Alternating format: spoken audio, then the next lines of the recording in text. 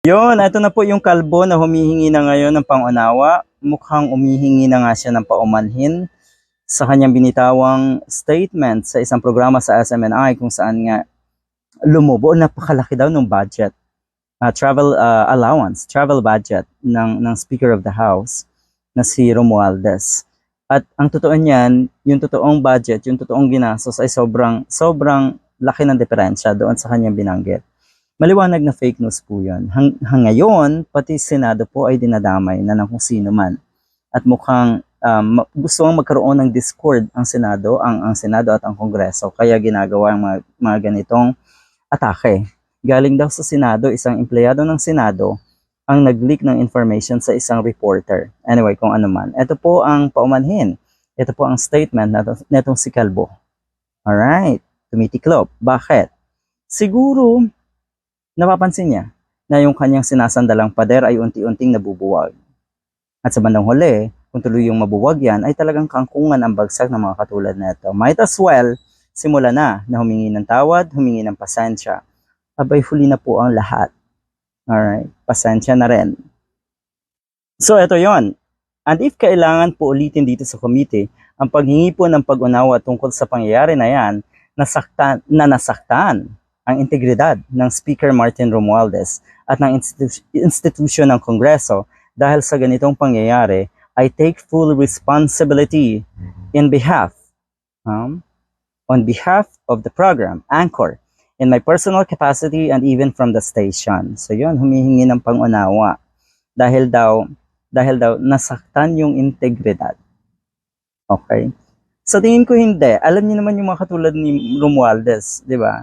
Nako, hindi niyan tatablan ng sakit. Pero yun nga, ang nangyayari dito ngayon, abay, talaga lang, ngayon lang kayo napansin, kung tutuusin matagal na sana, ngayon lang napansin na kayo ay matagal na nagpapakalat ng fake news, ng red tag at kung ano-ano pa nakabalastugan dyan sa SMNI.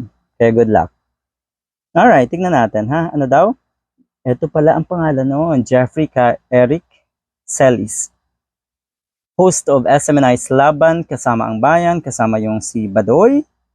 Alright, ang pagkakaalam ko, 100,000 daw ang kanilang sweldo a month dyan sa istasyon na yan, sa kanilang programa.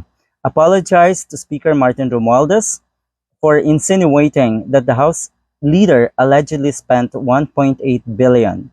Malayo, no? 1.8 billion yung sinabi niya. Pero ang totoo, 4.3 or 35 million pesos lang pala. So talagang napakalayo.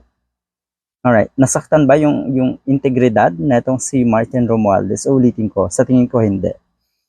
Sa tingin ko, ito na yung tinatawag na, sige lang, gantihan na to. Ginagamit niyo yung istasyon na yan para i-promote, para sa mga propaganda ng mga Duterte. At ngayon, nakatapat kayo ng isang Martin Romualdez. Wala akong pinapanigan sa dalawang ito, natural. Pero nakakatuwa ang mga pangyayari, mukhang masayang pagmasdan ang kanilang bangayan. House Secretary General Velasco disclosed that the expenses of the Office of the Vice of the Speaker for foreign travels from January to October amounted to 4.3 billion or million only. Napakalayo doon sa binitawan nga na ito na 1.8 billion. Alright, so alam niyo po, etong kalbong to, tinignan ko pinanood ko yung ilang segment niya, ilang programa niya, ilang episode niya. Matindi, no?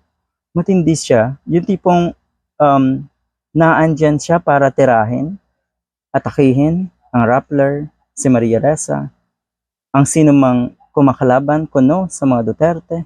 Ganun ang nakikita natin. Ang sinumang kumakalaban sa mga kay Kibuloy, ganyan ang nakikita natin. Matindi po talaga. Parang, talaga lang, sinangla niyo yung kaluluwa niyo kay Kibuloy. Ano yun? Wala kayong pamilya na 'di ba? Aako ng lahat ng kahihiyan na yan. Nako, good luck.